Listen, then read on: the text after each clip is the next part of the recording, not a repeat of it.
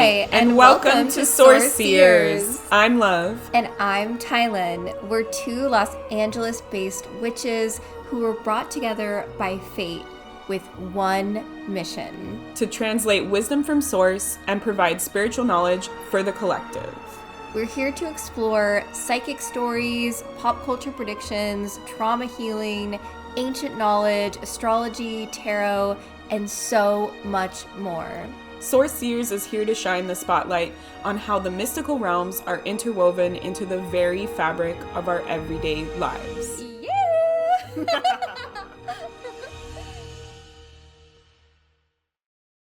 Welcome back to another episode of Source Seers.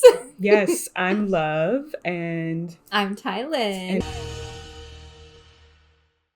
We both had to have a lifetime where we were a king or like the person in power, because the first lifetime that I actually had another past life that would come through, but I guess this is the second past life that came to me during my shamanic studies, where I saw myself as a Celtic woman. And the first memory was like seeing this Persian prince teaching me essentially how to read astrology with these, they were like these circular bronze or golden, like it was like this circular thing, like teaching me how to read the stars through that. And so in that lifetime, I literally traveled all the way from the Celtic lands into Persia just to study the stars, which is wild to think about the nature of Celtic people and how like they were travelers, like they would travel like far and vast, and I couldn't even think about that lifetime of being a woman. And I definitely feel like I had a brother with me during those travels to make sure that I was safe. But oh my gosh, and it was on foot. Like I don't even think we had horses. Like I literally take like years to get there. It took years to get there. And once I did get to Persia, I pretty much immediately fell in love with Josh. He was the prince. He wasn't a king at that time, but he was in a position of power as the prince, and I was his dancer. So I sort of was this like obviously like exotic energy, not being from the land of Persia. And I just caught his eye, and I feel like a lot of that was like our other past life. Like we had a lifetime earlier where I was also in the Celtic lands, and he was a Viking, and he came in, oh my gosh, with all of his Viking buddies, and we did a hand fasting ceremony in that life so that also his friends wouldn't rape me, because it was like this intense. Oh, true love. Like, I know. God, can you think about these lifetimes? They're like so wild and violent and gruesome. Well, it was like, that's like nature, you know? Yeah. Like we watch nature documentaries and we see like a deer getting like taken down by like like a, I don't know, like a bear or a lion or whatever. And it's like, that's nature. It's hardcore. It's insane. But I do feel like we had that bond because of that older Celtic lifetime. And so it was this like immediate like soul connection where I was his dancer, but I was also like a maiden to, obviously in that time it was also arranged marriages. So I was a lover to they weren't married yet, so his soon-to-be wife. So we also had like a throuple dynamic in that lifetime too. But yeah, his family caught me studying that like little circular thing, because I wasn't supposed to have it, like not being from that land. And his family burned me in that lifetime. So I feel like we both had to have like a karmic balancing of the scales of like... So like you burned him in that lifetime too. You were like... Yes. Interesting. So what's so wild about this life is I had a client who... she sent me this like thing. She's like, you should definitely like try to see if you can check out this exhibit at the Getty Center. And I love like going to art museums and things. So it's like, Same. I love like going to the Getty Center anyways. So it's like, yes, I'm going to try to make it to this. And I went, and in the exhibit was this circular thing. And I was like sweating. And Josh was like also felt it of like, oh, like this it wasn't the exact one that I was learning from. but it was like what they used in that time to study astrology. And this was before I had ever even picked up an astrology book, learned about astrology. I wasn't even at that time when I had this shamanic vision. I had no interest in studying astrology. And look at you now, writing a whole book on astrology. What?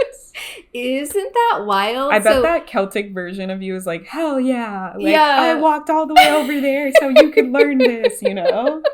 Like, and my client was like, I just had a feeling like I needed to send that to you. And I was like, I'm so glad you did, because I had this like whole past life awakening memory, and Josh felt it too. It was like, this was the thing like you were seeing in your vision like years ago without having the... That's pretty cool.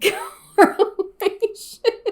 Damn. I mean, that's kind of like how I knew I was psychic. Like as a kid, I would just like watch like witchcraft stuff and be like, like I have to have a power. Like I know this is real, you know? So our soul always remembers or has some kind of instinctual knowing, you know? Yes. Yeah. I mean, I remember I was 16 the first time I'd actually ever learned about astrology, because I grew up like really heavy in Catholicism and they think it's evil. Like straight up pure evil, but it's because it's a tool of empowerment, and the church doesn't want people to be empowered. Well, and it's like looking at the planets and the stars, and they want you to only focus on God as the only ruler, you know? So it like undermines God's power in their eyes. Yes. When God, and truly God and source is a frequency that is within all of us. Like, it's within everything. And they say that like, in religion, though. Like, they do say that. They're like, God is within you. Like, pray to God. Like, you are all God's children. So it's like we all, if we're all, like, from God,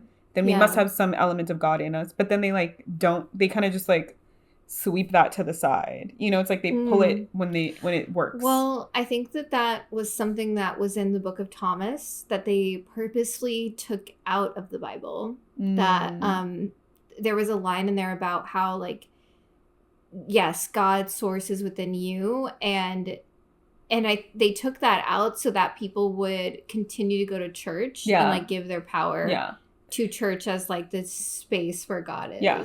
And now that we're in the religion corner, so I'm Jewish.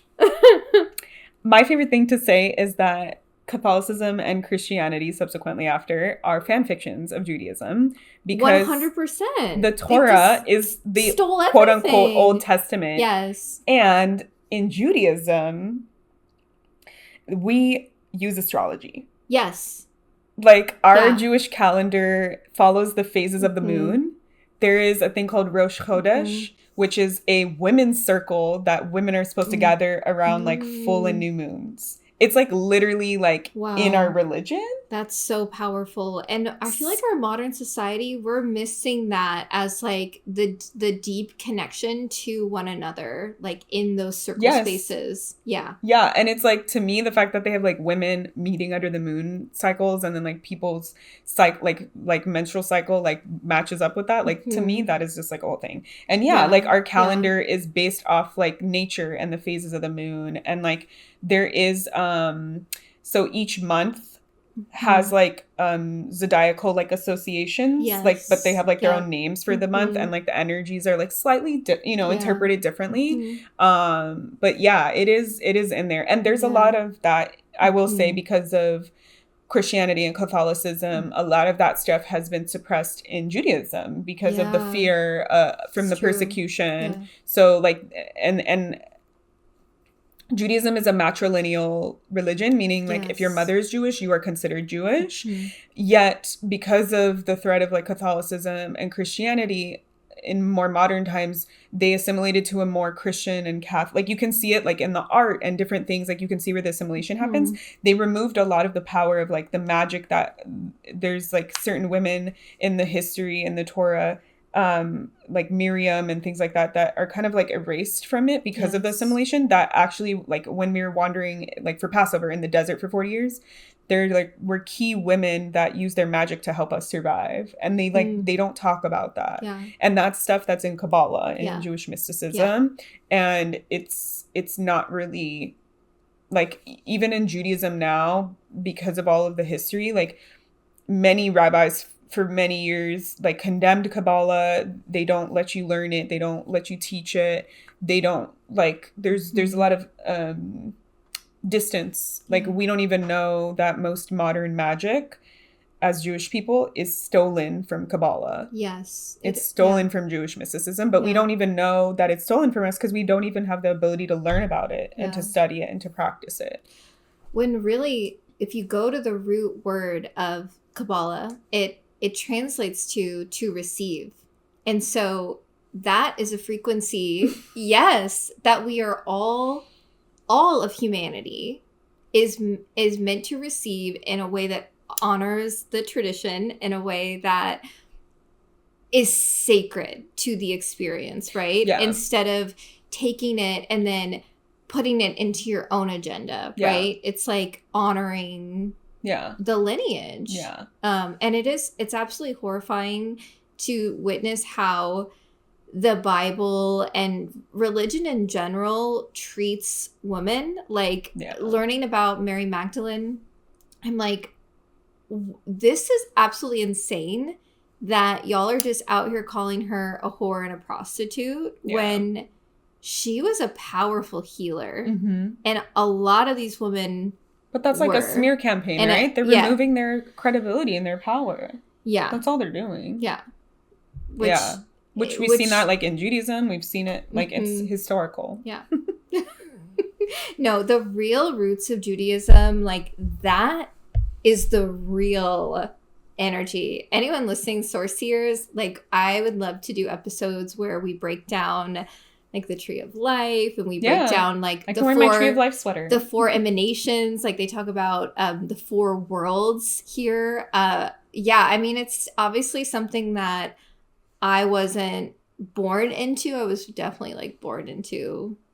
Well, when I was very young, my mom was actually Wiccan, practicing witchcraft, which I think we talk about. But then most of my life was Catholicism. So this wasn't information that I really had access to, but it is something that has come into my life as an adult, especially being interested in magic. Because you're right, a lot of the roots, it goes back to ancient Jewish mysticism. Mm-hmm.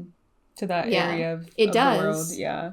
Like, there's so much power within these documents and so much peace too. Like, I just imagine a world where people are able to take the wisdom from that, again, in a way that's, like, healthy, in a way that is not culturally appropriative. Yes.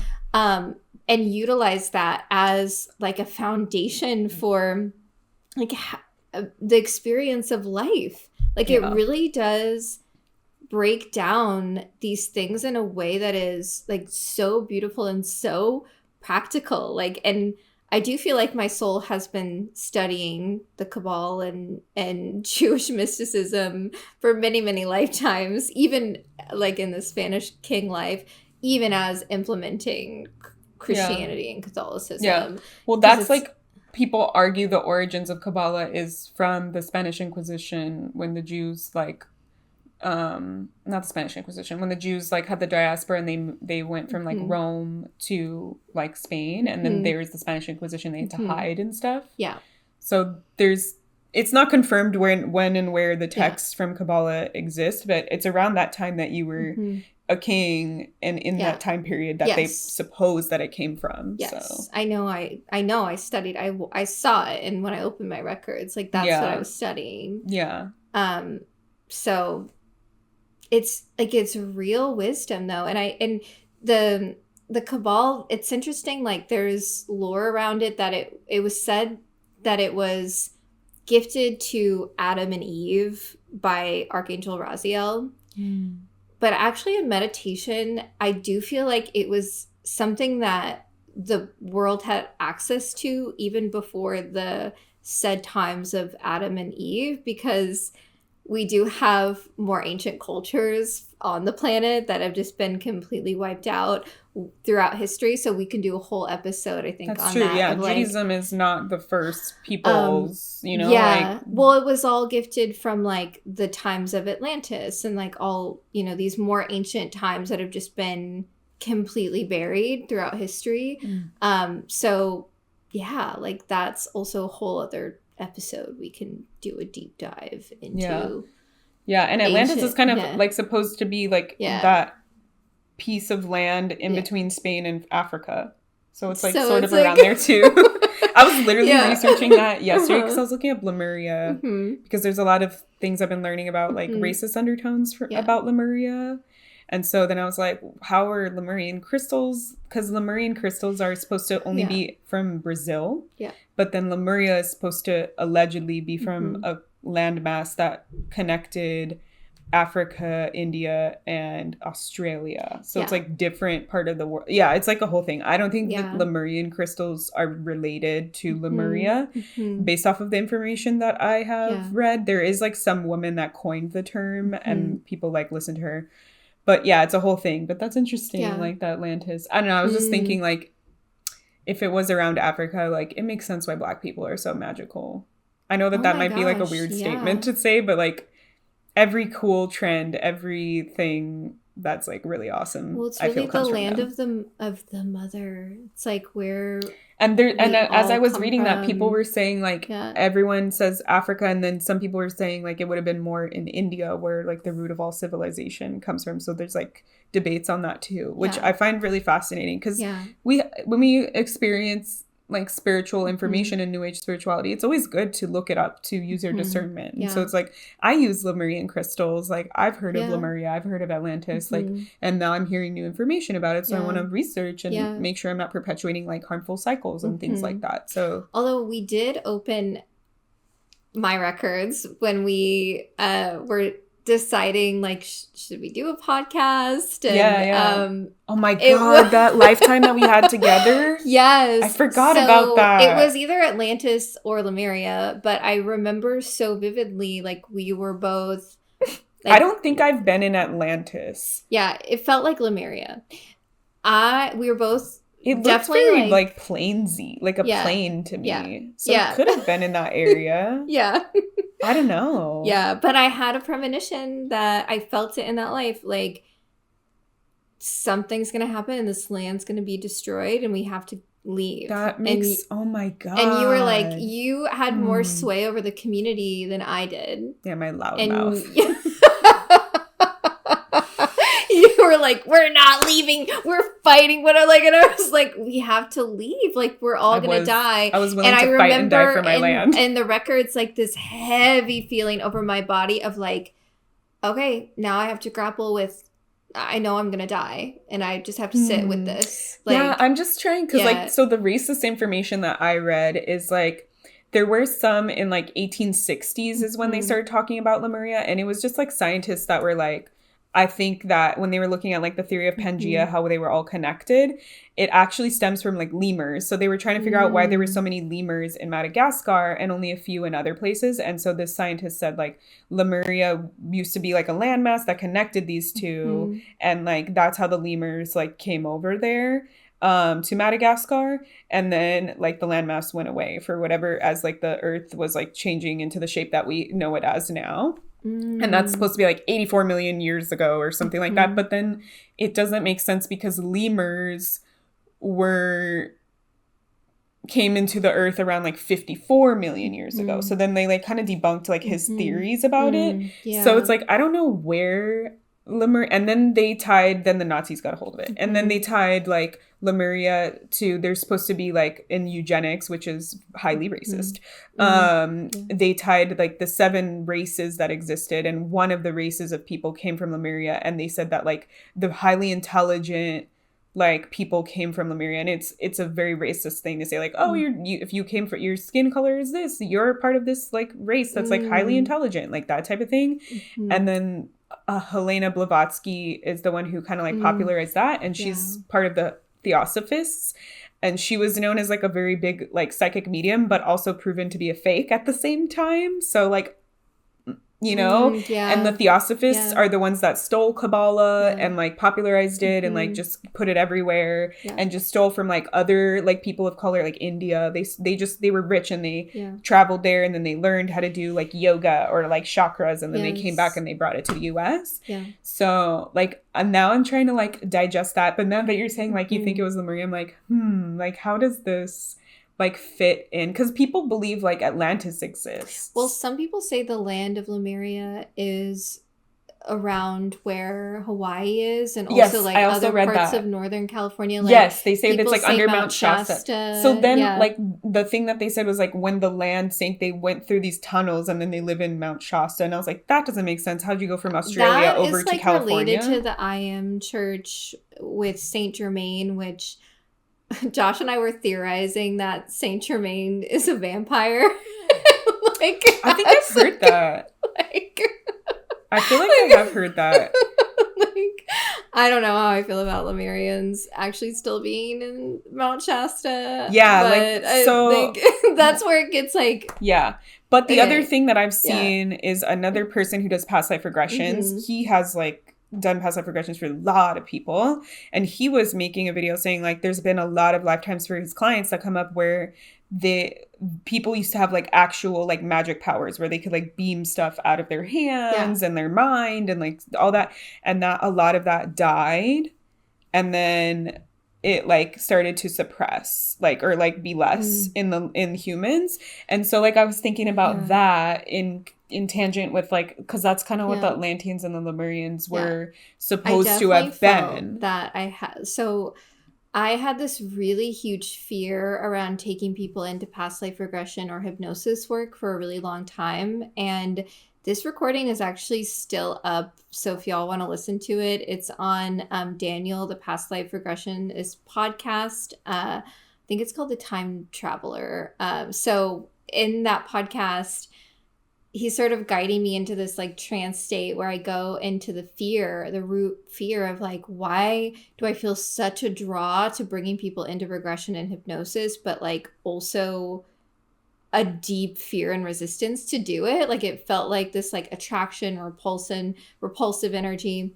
And we go in and I see that same lifetime, I feel like in Lemuria, I had all of these like bells and rattles all over my body. Like I was wearing like bells and rattles, and I was taking this man into a hypnosis state, and he died on my table. And it was because his wife had died not long ago, and I saw it in the spirit world. Like she greeted him, and he had no like bad feeling towards me, like taking him into the hypnosis. It was his heart stopped beating like when he got into the hypnosis.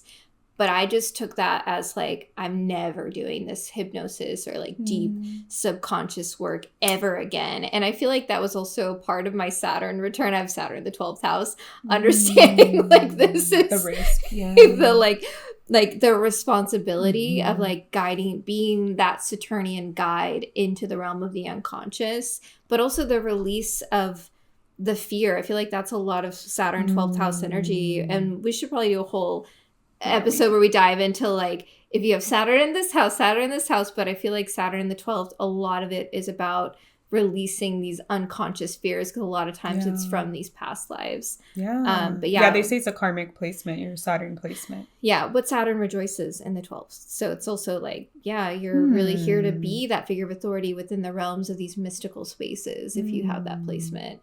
That past lifetime I totally forgot about. It's like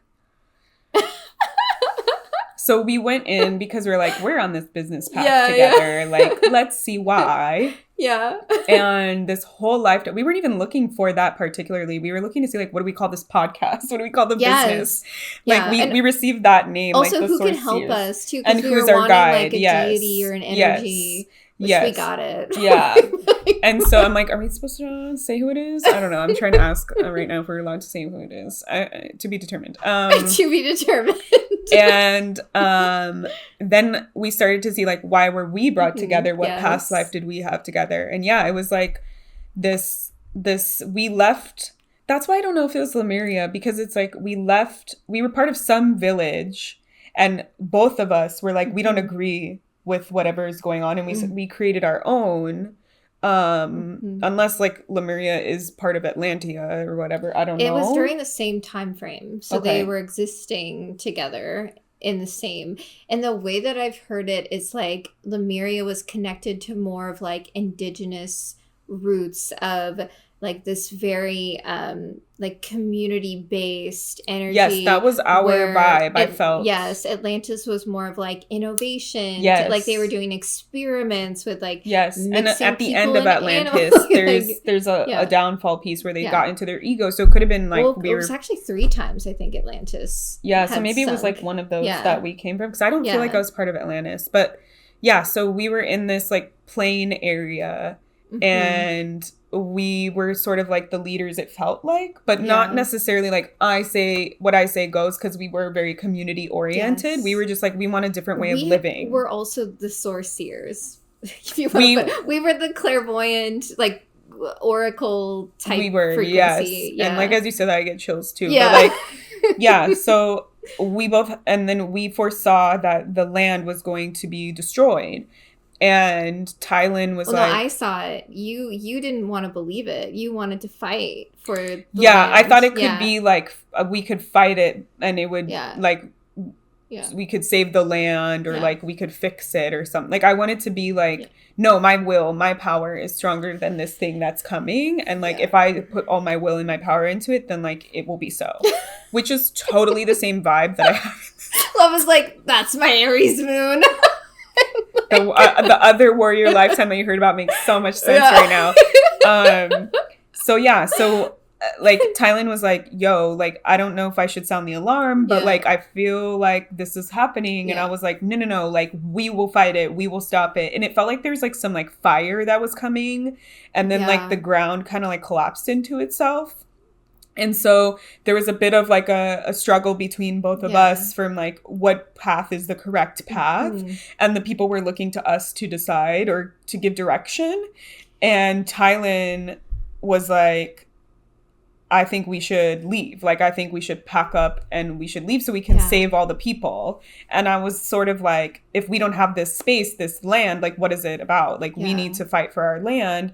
And that's where like the cycle that you're going through of like not speaking up, not trusting yourself. I felt so defeated because Love's energy was just so strong. Like, no, we're not leaving. And I was just like, I felt like just so defeated because everyone listened to you in that life. Yeah. And that was if you're more authoritative and strong, people listen to you. Yeah. And that was also like me understanding that I do have this pattern in my soul of being misunderstood, being outcasted, just like this feeling of being like the weird one. And it was like this, seeing that cycle. Yeah. And to me in that lifetime, it felt like you were being weak because you were like, I want to leave. Yeah. And I was like, that's weak to not fight for what you believe in. I was weak because I felt defeated. So I was like, I'm not going to fight. It was just, I'll accept my death. And I remember that feeling. Yeah. Like, and then I was like, I'm going to create, like, I felt like I was like at this like weird battlefront. And it's like for, like, it wasn't even like an army. Like, for what are we battling?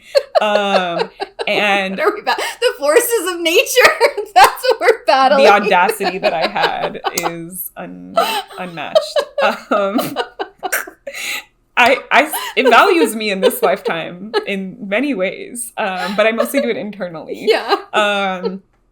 And so, like, yeah, like I was like, let's all fight for, and then like it just came and like everyone died.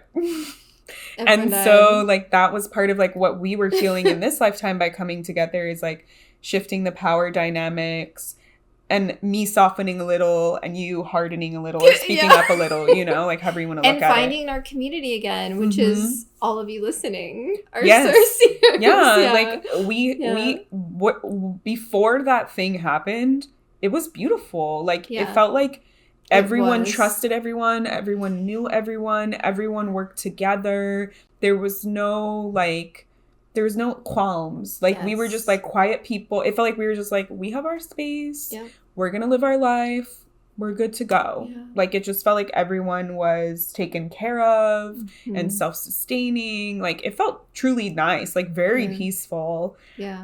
I feel like we lived in harmony with animals and like nature. Yep. Like, it was definitely like a beautiful space, but yeah. like, I was just so militant on what you're like, describing is Lemuria. Okay, well, yeah, I don't. I'm like, I don't want to be racist, like, by proxy. Like, I don't want to buy into a theory that is, like, so I'm just like, I need to find a way to deepen and accept that, that I was in Lemuria in a non, I don't think, like, I'm intelligent or superior, you know, in any way, shape, or form, like, because of that. I think everyone that was there, it felt like they were more, like, Pleiadian energy, like more loving and caring, as opposed to like intelligent energy, which, well, it is said that, at least I know from my lineage, my grandmother, my great grandmother, they are from the Cherokee lineage, and it is said, or the Salagi, in the traditional tongue, it is said that those that group of people actually originated from the Pleiades. Yes, and I've read that. And were said to be the keepers of the wisdom fire, which I feel that, like, deep in my heart, that is also a part of my... and people have said I'm, like, kind of Pleiadian. I think I have a guide that's, like, half human, half Pleiadian. Yeah. But, yeah, that totally tracks. But if Lemurians were native people, I fully support that. But yeah, it was a very interesting past life, and I'm just as headstrong in this lifetime. I'm like, yes, love, we were in Lemuria. Like, that's how old our souls are. We'll have to do an update. Like, I'm gonna have to do some soul searching, some like psychic connection to be like, tell me the truth of what it is. Because I work with Lemurian crystals, but I assumed Lemurian crystals came from Lemuria, and they don't. So, and I do have some information on what you were sharing around the 7 bloodlines. I've been reading Confessions of a Rebel Angel, that series, and essentially what that is, this man is channeling this fallen angel, and her name is Georgia, and she's giving her account of some pieces of ancient history, but then they also go into his life. It's really interesting because I like love stuff with cults and like cult mentality, but there is a piece where Georgia talks about that, like the seven bloodlines, but the evolution of humanity is for all of us to intermingle. Yes, I've heard that before. With all of these bloodlines, so that essentially we create what Georgia describes like the violet flame, or the violet bloodline, when we all mix every single one of these bloodlines all together as one. But it is really important then to release racism. Like, she literally talks about that, like the release of like believing that you are better than another bloodline because you're holding this thing. Yeah, because I've from a different perspective, I've tapped into like future and like people thinking like thinking about like what will happen to like this race or this this race or ethnicity, because we're all like intermarrying and intermixing, because there was like there was segregation continentally, and then as we started like connecting the world, it's like racially there's like racist segregations and things, and then also colonization, and then people's response to colonization is like, I must hold fast into my own culture so it's not lost, which totally is an understandable like trauma response. So then I've heard people saying like, oh, so what will humans look like in 100 years from now when every race is intermingling? And they're like, well, I'll be kind of like beautifully like caramelish skin, and like we'll have like more darker features and things like that. So that kind of makes sense, because I literally was thinking about this yesterday. Because a common thing that my partner and I talk about, my partner is Latino and indigenous, and I'm like a white Jewish person. I'm literally just only like my DNA is like 100% European Jewish. Like I'm not like Irish or anything like that. I'm like Russian and Polish and like Lithuanian, like Hungarian. Like it's just all like literally just Jewish, Russian or European Jewish. So like a big piece for us is like both of our communities have been fucked. And we were like, well, we would want to have children because then we could carry on our lineage. But then that's like the only reason why we would want to have children. So we're like, that's not a good enough reason. We want our children, if we have them. And I was literally thinking about that yesterday. Like, I sometimes get fearful, like, but if we mix the bloodlines, then like it loses some of yours and it loses some of yours, because it's random what genetics the child will get. Like they might get 50% or 50% or like 70 and 80 or 70 and 30. And so I was like, well, then it would like dilute it. And then because of colonization, indigenous people already being diluted, like, and lost, like, is that wise to do that? And thinking about like how people marry within their same like culture or ethnicity to keep that going. But then yesterday I had like this thought of like, well, wouldn't that be beautiful, like to have them be mixed, and then like everyone would mix together and then we'd all be a little bit of everyone. Like, so that kind of goes with that. That's how we keep the cultures alive, is through learning about all of these different cultures, because we are one human species at the end of the day. And so how can we like develop a relationship with all of these cultures and learn from one another? Again, we're all here to learn from each other's stories. And Josh and I have had this conversation about like, okay, I would love a girlfriend who is a person of color, because that's just personally what I'm attracted to.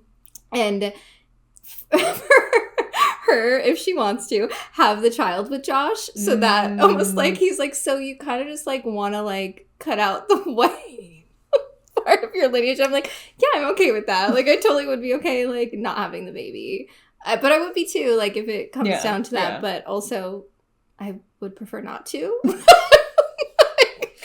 You're like, I understand the sins of my past, thank you very much.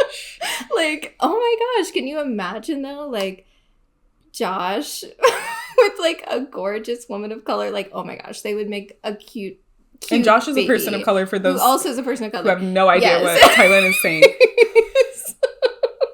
Because if Josh and I had a baby, I mean, let's be real, like that baby would come out white as fuck, like or like white passing. Yeah, white passing. Yeah. So yeah. So, anyways.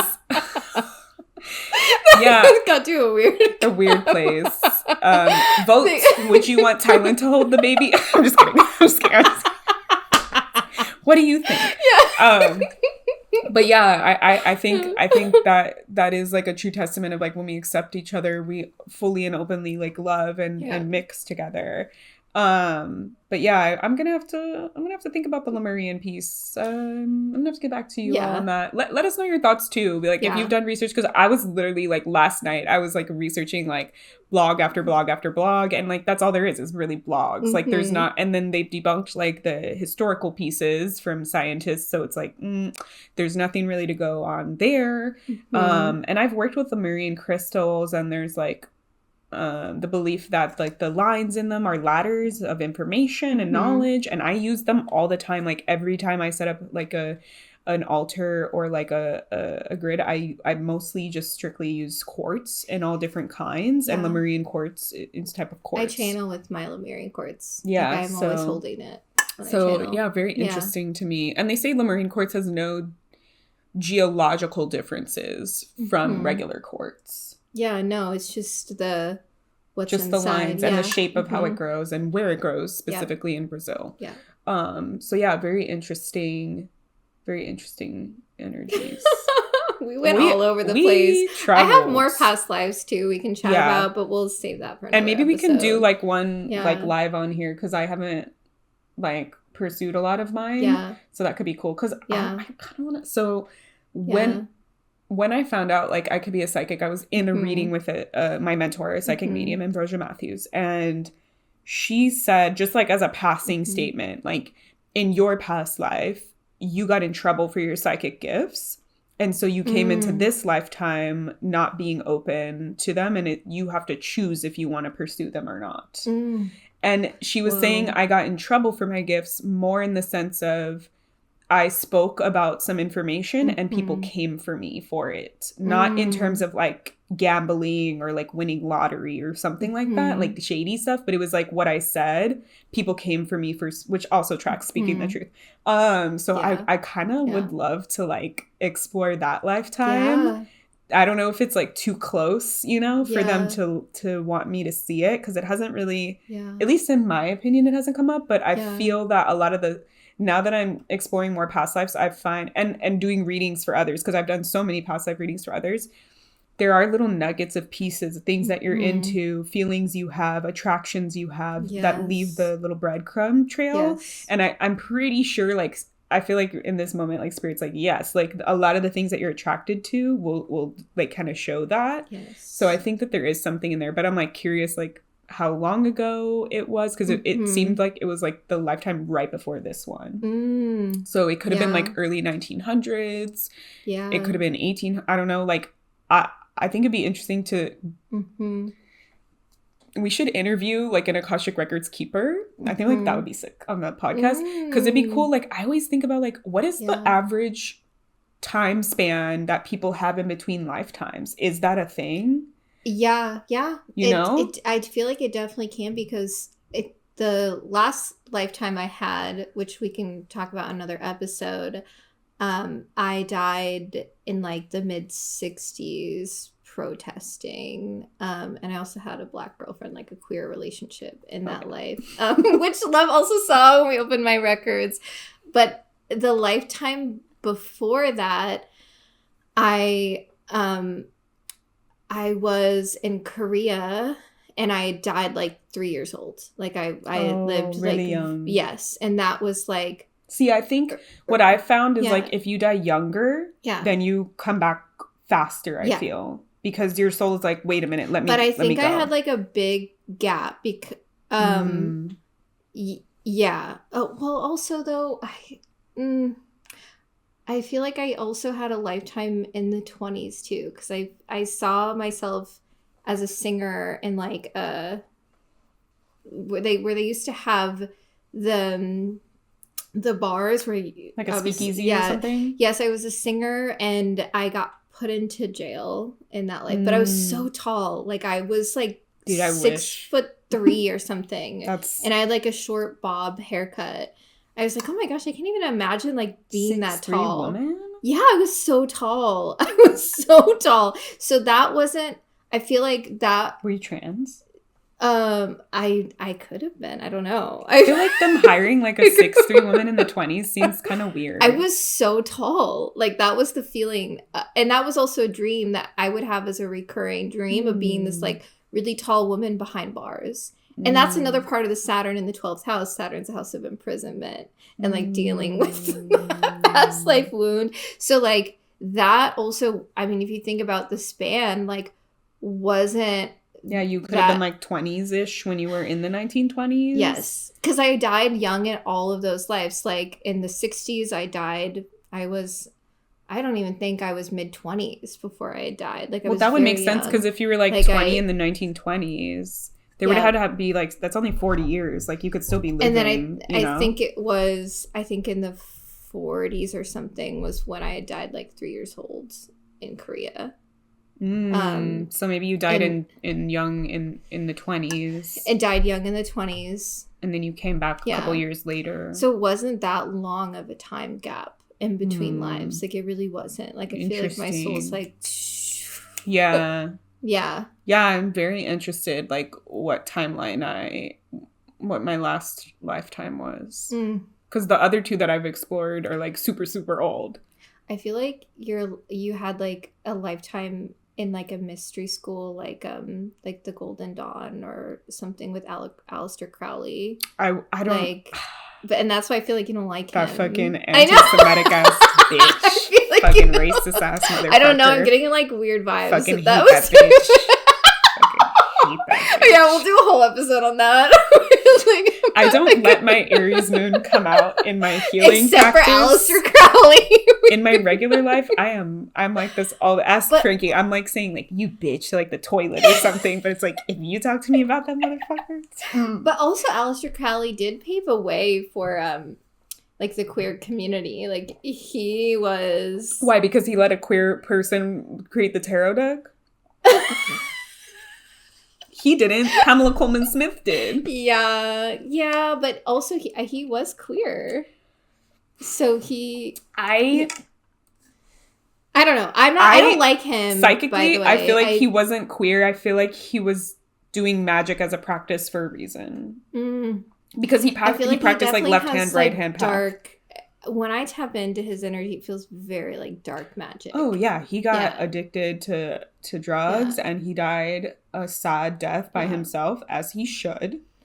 I hope he is getting his penance. Watch someone like listening Alistair, is like, I used to be Aleister Crowley. I've been there before. We're talking about my Spanish king life. I died. I'm just like what he did to many people. Yeah. He can catch these hands. But this is the thing with our karmic journey, right? It's like, yeah, of course. I'm sure he's like a monk or something now. Yeah. Like, I'm sorry. I didn't mean to. Yeah, somebody listening, literally, they were Aleister Crowley. Yeah, they're like, I was Aleister Crowley. Yeah. I'm like, come here and catch these hands. Pay for your sins. Let's be friends now. Because the reason why I feel like, yeah, I guess like him being queer, it feels like it was more of like a ritualistic thing. Yeah. Yeah. Because it's like pulling from the energy of all of that stuff. Like that kind of magic that he practices, it's very like, I choose it and I will it, so it is. You know? And so they really are like, they treat magic as like a not logical, but like a process. Like how we like have to fill out a form to like get our license or something. Like that type of thing. Yeah. So very interesting. I don't know. Like I don't think he really, that wasn't like what people remember about him. So I don't think he really picked and made the queer stuff like that positive. And he has his own tarot because he broke away from the Golden Dawn. Which I get weird vibes with. I don't touch that deck. Get really and we work with that. Thoth. And it's like, I had gotten the deck in Mount Shasta, actually. And it was because I work very closely with that deity and that energy. And I maybe like picked it up like twice. And after that, I was like, oh, I can't use this deck. Like something about it just is one of the people I knew like used it, and then I got into like Egyptian stuff. So I was like, maybe I should get the Thoth deck. And then I was like, every time I'd look at it, I'd be like, nah. Yeah. And then I learned about Aleister Crowley, and I was like, oh, so you haven't even picked like. Yeah, I didn't know that he was like. If you wanna try it, I can bring it to our next tarot circle. I also think this weird phenomena and this interesting phenomena happens where I don't know in the moment why I'm like getting a no answer. And then later I find out it's anti-Semitic. I feel like my ancestors are always like, because I almost bought a Tesla. Like I was like really into Teslas like 5-6 years ago. Because they market it like, oh, it's better for the environment. Yeah, right. And, like I was trying to like get on that wagon, and they were like, it was around the time when like they were like the main electric vehicle, and then just like it just didn't happen. Like even when I was buying my Subaru like 2 years ago, I was literally looking at getting a used Tesla and all this stuff, and then like come to find out now I'm like I feel like my ancestors are like, nah, like let's not do this. And there's like a bunch of other stuff that has happened in my life where they're like and I don't know what it is, and then afterwards I'm like, oh, now I see why we're not doing this. Okay. Understood. So very interesting. That's super important for you with your Saturn 4th house to have that deep connection to your ancestral wisdom. So I love that you and I think that's a gift that I have too, is connecting to ancestors, channeling ancestors. I don't do any appropriative stuff for Native culture, but I feel that because I live on the land that natives like lived in. Yes.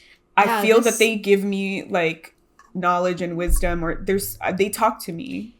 So this is something that I feel like from my Spanish King life, I feel like the church purposely built their churches over sacred land to the natives. Oh, 100%.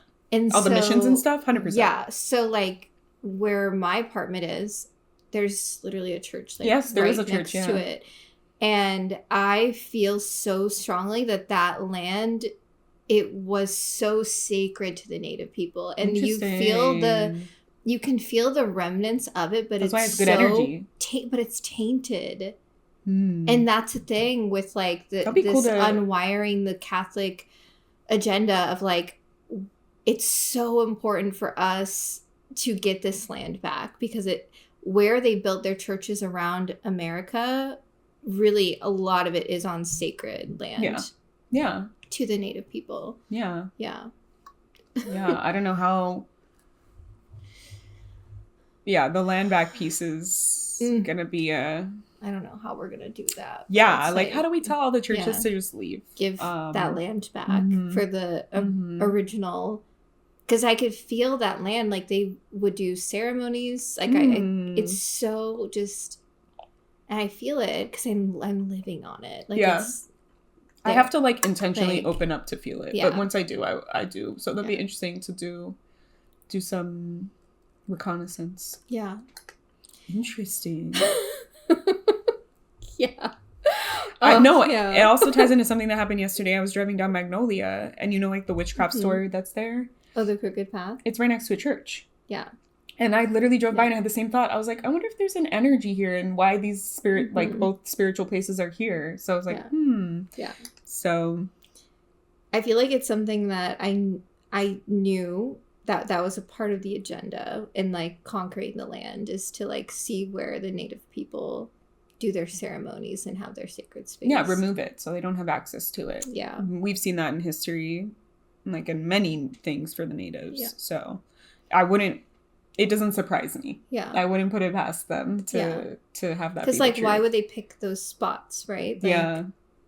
Yeah, exactly. Like, what about it? Have you driven past the like huge cathedral church? Like if you're going down into West Hollywood on Franklin, have you driven past that? No. So it's like if you are driving past the Hollywood Bowl, and then you go all the way down, there's like this huge cathedral. Oh. It's on the same street, Franklin, as the Magic Castle.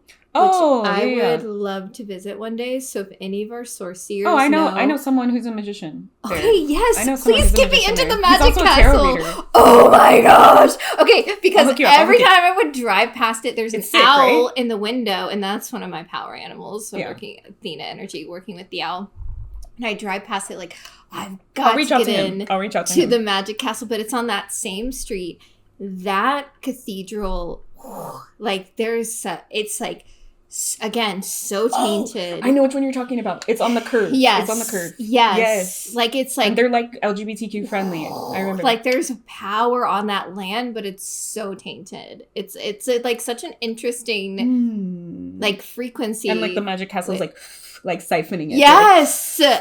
I could see it.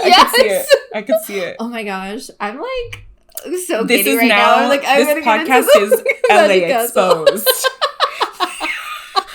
Ley lines in LA. Indigenous power being siphoned by churches. Find out now. The 5:00 news. With your master detectives, Love and Tylynn. You're welcome. What's your source? My intuition. We are sorcerers. That's interesting. We should research. That'd be cool. Yeah, it's just like an intuitive knowing that I have.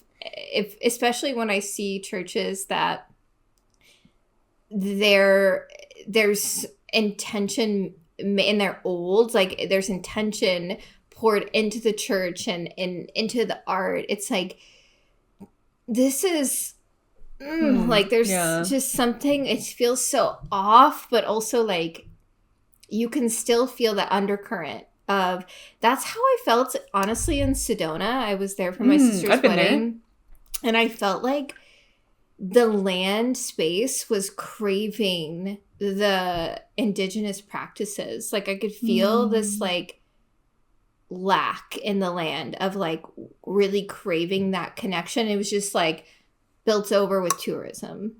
Yeah. It is. Like, and spiritual tourism, it felt too. so sad. I was like, wait, this is supposed to be, like, a spiritual place. Yeah, it is. And it has vortexes and shit. Yeah. I don't know, though. Maybe I need to, like, go back to Sedona. No, I think, like, the town is very, like, spiritual, like, new agey. Like, the indigenous, at least as far as what I saw, the indigenous are, like, in the jewelry or, like, in the crystals in the stores and stuff like that. But I went there for a retreat, and we invited, like, indigenous people to, like, walk us to this, like, vortex. And then we did, like, a ritual to, like, offer back to the land, which felt really good. So maybe my, like, opinion is different because I had that incorporated into my visit there. And you were like there just for a wedding. For something very regular. So that makes sense. But even the indigenous people that they brought, it was like one person who had moved there that was like a person of color, and they knew someone from Colombia that came. So it wasn't even like someone part of like the indigenous Sedona area. Yeah. So like I thought that was kind of weird. I was like, why are we bringing someone from Colombia? Like, why don't we just invite someone from here? But we know like there's probably like erasure and all kinds of stuff. But that's interesting. That'd be cool to like re-explore, because I think Sedona is supposed to be one of the chakras or some. No, I think it's just the vortexes. I think I'm thinking Mount Shasta. Yeah, Mount Shasta is said to be, it's interesting. Some people say it's the crown chakra and some people say it's the root. The top or the bottom, they can't tell. but when I was there, like I was meditating and I was seeing this like red grid around the mountain. So more root. Yeah, that's how I felt. Like I felt so just like in my body there, like so safe. Yeah, I haven't been. I want to go. Yeah, maybe let's do a road trip. That'd be sick. That'd be sick. It was like, would it be like Blair Witch? It's like, I'm over here. I have another friend, my friend actually, who is like telling me to like wait for reading A Court of Silver Flames. She's in Texas right now, and she's like, I gotta get the fuck out of Texas, and so she's moving to Oregon. And I was like, oh my gosh, I want to do a road trip and like go up there and like. My mom lives in Idaho, so we can always stop there. Yeah. There's parts of Oregon that are dangerous, but yes. Yeah, it's really like not that bad of a road trip. No, because I've driven to Idaho. It's like it's supposed to be 14 hours, but if you drive fast, you can get there fast. Like we do like 12 hours. Yeah, I honestly like road trips. I will drive like 7 hours straight. Same. We're doing a road trip.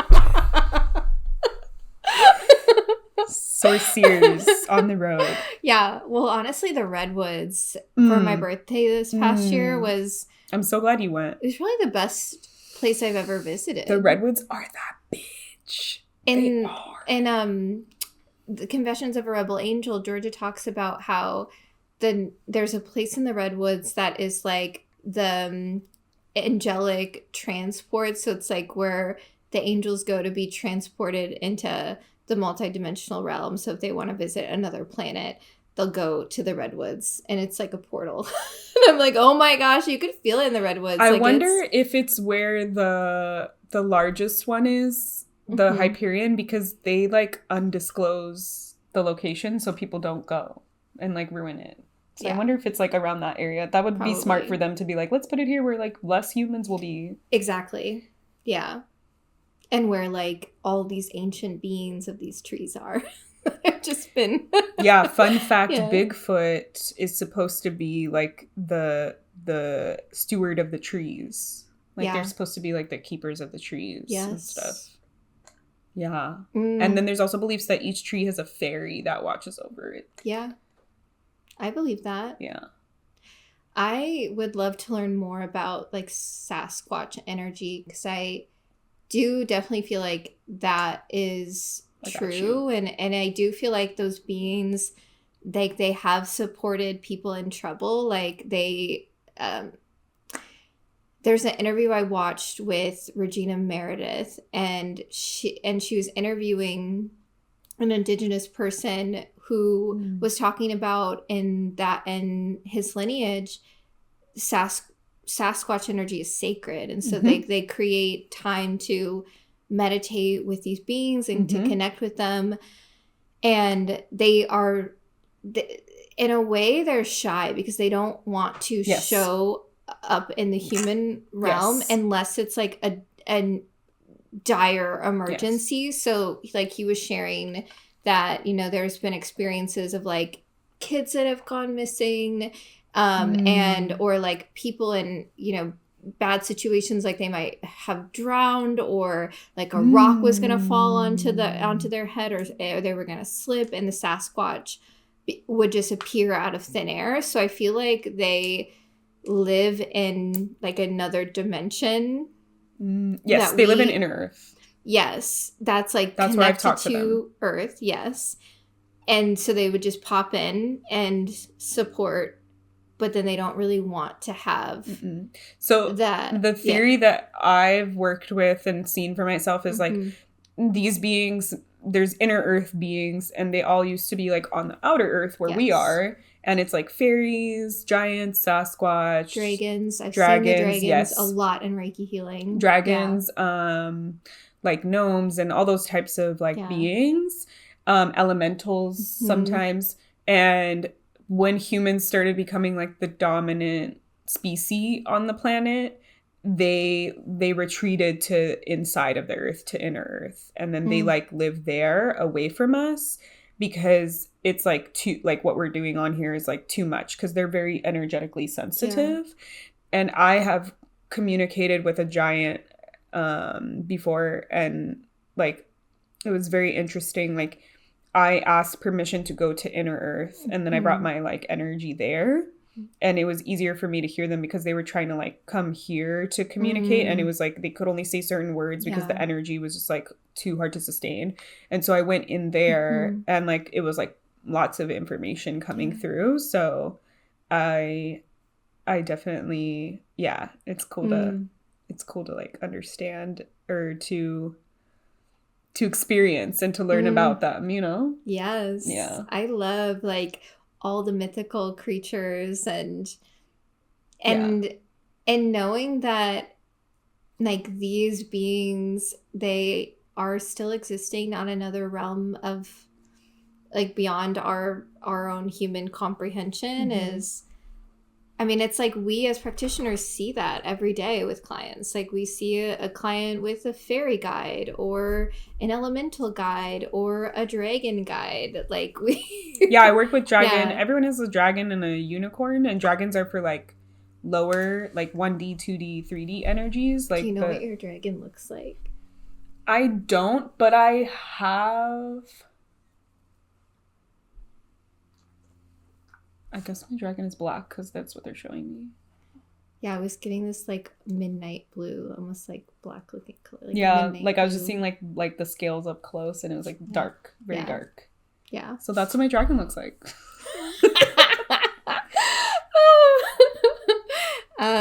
My dragon has like almost like clear quartz looking skin, like it's like translucent, and her eyes are like deep purple. Like I wonder what like my dragon, the dark blue, that's cool. That tracks. That tracks. I just did a session where my clients, what her dragon came through, it was so intense. My client was like, I felt the energy of fear come through, and I was like, yeah, like that was your dragon coming through. And it also felt like this motherly frequency of like the fierce mother versus like the soft nurturing mother, like all of the like the polarity and dynamic. And my client also felt that, but it was just so like the immediate feeling of the fear, because it's like, whoa, this energy is. I definitely work with my dragon energy because I have like dragons on my altars and stuff. I love like dragon energy. Yeah. I have a friend, I did a past life for her, and she past life reading, she was like a dragon rider, like when dragons were like here. Yeah. Or whatever realm it existed in. Yeah. Like I have one client who, yeah, would literally like, that was her job, was to like kind of train like the dragons for like human interaction. Yeah. Like, and this lifetime my client didn't want to. It was like breaking a wild horse. Like she didn't want to do that. And then she ended up like pairing with like the fiercest dragon that refused to be like broken by like connecting and having a bond with it. Yes. That's the thing. Every time I'm working with dragon medicine, it's like that dragon has a deep bond with you throughout lifetimes. And what was so interesting with that client I was talking about, she was telling me she was seeing the whole time like this like misty mountainous energy. And I was like, oh, that's where your dragon came from, lived when the dragon was still here on the earthly realm, like in a cave somewhere in the mountain. But now they don't live here in the earthly realm. They live in inner earth. No. They left. I've been watching like Love Island Australia, so I was like, no. Oh yeah, get ready for Love is Blind. That's coming out. Minneapolis I'm gonna episode. have to watch that. We'll see how not excited. I feel like you have the same sentiment because I'm like, let's watch Love Island. I know, and I'm like, wait, is Love Island going on right now? Love Island All Stars. So it's like, it's a separate, it's like people who've already been on Love Island come back. That's not fun for me, though. No, it's not, because you won't know any of them. Yeah. So, like, we should wait till, like, proper, like, okay. They just finished Love Island. I'm getting it wrong. But yeah, we can do Love Island US. Okay. When it comes out again. But yeah, now it's Love Island All Stars, so it's like, it's not even super, I feel like I'm like bored and it's not even all the way done yet. So, yeah. Well, it seems like this new episode or this new season of Love is Blind is going to be messy because Josh showed me a TikTok of this girl who like apparently knew one of the guys who was on the show. And I guess he was at the bars, like, talking about his experience, like, obviously, like, bro, like, you signed an NDA and you're out here. Yeah. Blabbing. Yeah. You know, though, RuPaul's Drag Race just started. Okay. So that could be a good one. They're on, like, episode 4 or 5? Wait, what channel is that on? Bro, they be, like, it was on I think it's MTV. And then, like, for streaming, it's on, Paramount, like... right? You would think.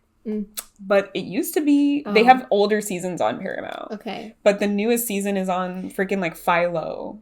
It's, like, so annoying that they make it, like, you jump through hoops to, like, watch it. Well, it's a notorious thing with that show. I told you my stepmom was on... RuPaul's. Well, they have on Paramount older seasons, so we could watch those. No, but it's not there. It's like it's not a drag race. It was his university. Oh, right. Drag university. Yeah. To support. We could probably stream it like illegally. Episode to support women, just in feeling sexier. Yeah, because I did watch the first season. I think it only had one season. Yeah, maybe 2. But when you look it up, like my dad is there, like in the. Like, I'm like, that's my dad. That's sick. Your claim to fame. Your mom was on reality TV. Damn. Oh, yeah. Actually, I want to talk to you about reality TV thing after we finish this episode. Okay. To be continued. The plot is thickening. We're leaving so many breadcrumbs for you. We're probably gonna have to split this into like 2 episodes. I'm like, long. I also have like other past lives stuff. Yeah, we'll do more. We'll keep exploring them, and like I kind of want to do like greatest hits of like past lives that I've like done readings for people, because it's like I do like my past life messages circle, so it's like, you know, like 10 people at once. So there's like some cool ones that have come through. I know. I was literally like, love, should I bring my like? I have like 2-3 journals now, like full of just Reiki notes, and I'm like just gonna go through and see. Oh yeah, I should probably write them down because they're just all in my head right now. Oh my gosh, yeah, I need to like see it and be like, oh yeah, I remember. Oh, I just ask. I'm like, can you beam me the information when I forget? It works really well for me. This is the one line though. It is the one line. That was something I was talking about earlier with the 3-line. I'm like, I just do it. Tylynn is the one. If you want a book recommendation, you want a course, you want a teacher, you want a person. If you're like, you just want to get in there and do it and empower yourself and not use any like predetermined path, like that's where I'm doing. Those are our zones of genius. Oh my God. What? Oh, it clicks into place. Sorry. Am I gonna fall? No. It's because like it like fully opened. Okay, we're good. Don't worry, sorcerers. Okay. I'm not gonna fall off the chair. We are just laughing at this point. So yeah. So thanks for thank you. listening. Yes, thank you for being part of this multifaceted episode. Oh my gosh, we went all over the place. With many different topics. We hope it was nourishing for you and entertaining and eye-opening. And we want to hear your thoughts on any and all of the things that we've covered. Feel free to hold us accountable, to teach us, anything like that. We're community-based. Yes. So if you feel like stuff that we're mentioning is missing details, we can always make a correction. All different types of stuff. Yes. So yeah, thank you. And we'll hear let us know if you know your past lives, like if you got a reading or if you have had dreams of a past life, or if you like want to do a past life reading on the podcast, that'd be sick. Whoa, yeah, and get like live reactions. You're like, damn, the possibilities are endless. Yes. Okay. So thank you. And we'll see you next time. We'll speak to you next time. And, stay safe out there. Stay true to yourself. Yes. Authenticity is the way. Bye, sorcerers. Bye. Thanks for joining us for another episode of Sorcerers. We can't wait to hear your take on all the magic we talked about. Follow Sorcerers on IG and all other platforms to let us know your thoughts and get involved in our community. You can also follow Love at Love Sakratoff on all the platforms. And Tylynn at Tylynn Mackenzie, or go to my website, templeradiance.com. We'd love it if you could leave us a review on Spotify, Google, or Apple Podcasts, and share Sorcerers with anyone you feel might benefit from magical community right now. Hail Jupiter! Thanks for seeing into Source with us. Bye!